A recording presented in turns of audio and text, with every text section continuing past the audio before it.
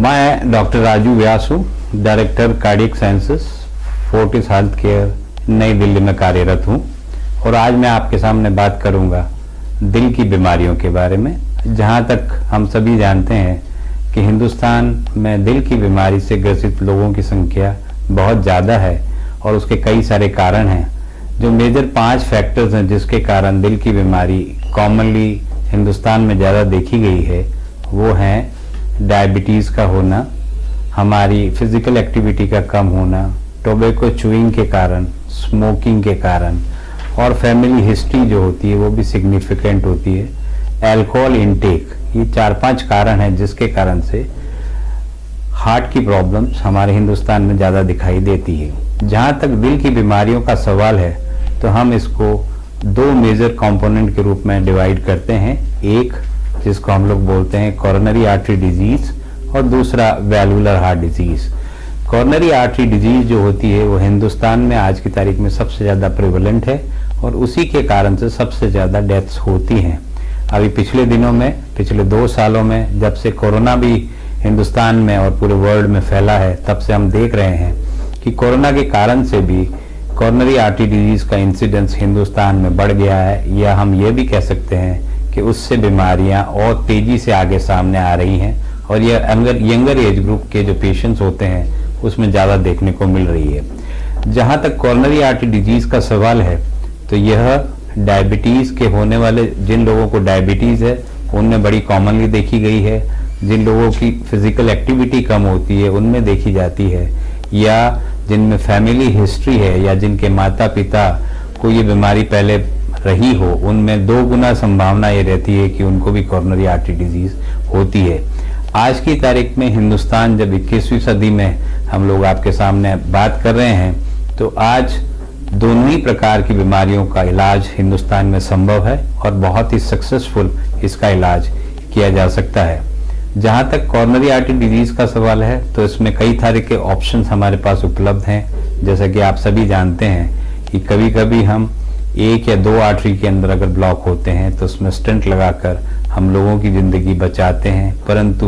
जो ज़्यादा बेहतर इलाज माना गया है मल्टीवेसल डिजीज या जिन लोगों में डायबिटीज़ है, जिनके अंदर मल्टीपल ब्लॉकेजेस होते हैं, उसमें बाईपास सर्जरी एक प्रिफर्ड ट्रीटमेंट मोडालिटी मानी गई है। और अब वर्ल्ड ओवर जितने भी प्रकार के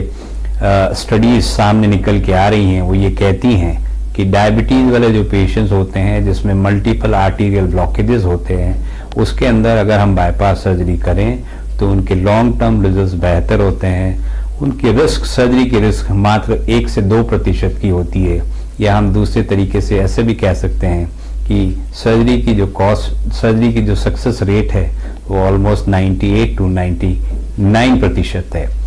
जहाँ तक सवाल है वैल्वुलर हार्ट डिजीज़ का, तो वैल्वुलर हार्ट डिजीज़ में अब और भी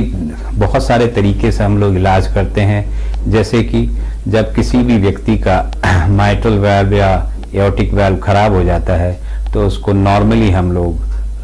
ओपन हार्ट सर्जरी द्वारा बदलते हैं और उसमें हम मेटालिक या टिश्यू वाल्व लगाते हैं। लेकिन जो हाई रिस्क पेशेंट्स होते हैं जिसके अंतर्गत कि हम किसी और प्रकार का इलाज उन मरीजों में नहीं कर पाते, या जिन मरीजों को ओपन हार्ट सर्जरी नहीं की जा सकती, उनको आजकल हम एंजियोग्राफिकली टिश्यू इम्प्लांट कर देते हैं, टिश्यू वाल्व इम्प्लांट कर देते हैं, और इस पद्धति को हम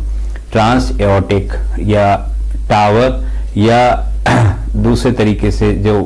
कहा जाता है माइट्रल में, वो माइट्रल में टिश्यू वाल्व का इम्प्लांटेशन कर सकते हैं। तो ये नई पद्धतियां कुछ अभी पिछले कुछ 5 से 10 सालों में वैल्वुलर हार्ट डिजीज के ट्रीटमेंट में ऐड की गई हैं। जहाँ तक सवाल है कि हिंदुस्तान में एक तीसरी और भी नए बच्चों में जन्मजात शिशु रोग जो बच्चे होते हैं उनमें भी कंजेनाइटल हार्ट डिफेक्ट पैदाइशी होते हैं, और हिंदुस्तान में इसका भी हम लोग बहुत सक्सेसफुल इलाज करते हैं। ऐसा हम जानते हैं कि बच्चों का जो पैदाइशी जिनको हार्ट की प्रॉब्लम्स होती है, कॉमनली जिन्हें हम दिल में छेद का होना कहते हैं, उन मरीजों में इनका इलाज अगर समय पे किया जाए तो उसकी ऑलमोस्ट सक्सेस रेट भी करीब 98 to 99% है। इन बच्चों को समय रहते अगर इलाज किया जाए तो ये बच्चे आगे चल के एक नॉर्मल इंसान की तरह अपनी ज़िंदगी बिता सकते हैं। अभी पिछले 2 सालों से जब से हम लोग कोरोना से ग्रसित हुए हैं या हमारे देश में जब से कोरोना की पैंडेमिसिटी शुरू हुई है, तो हम लोगों ने यह भी देखा है कि यंगर एज ग्रुप में जो है वो कॉर्नरी आर्टरी डिजीज का इंसिडेंस बढ़ गया है। इसलिए मैं आपके माध्यम से यह उन्हीं सभी लोगों को यह निवेदन करना चाहूँगा कि जिन लोगों को भी पास्ट में कोरोना का किसी भी प्रकार का कोई भी इन्फेक्शन या वो पॉजिटिव हुए हों, उनको अस्पताल में भर्ती होना पड़ा हो या ना पड़ा हो, उन्हें अपने नियर बाय किसी न किसी फिजिशियन को अपने हार्ट की जो हेल्थ होती है उसका चेकअप रेगुलर समय पे कराना चाहिए। अगर हम रेगुलर चेकअप कराएंगे तो हम किसी भी बीमारी को अल्टीमेटली अर्ली स्टेज में पकड़ पाएंगे और इसके द्वारा हम जो सडन कार्डियक अरेस्ट या सडन कार्डियक डेथ की जो संभावना है उसको मिनिमम कर पाएंगे।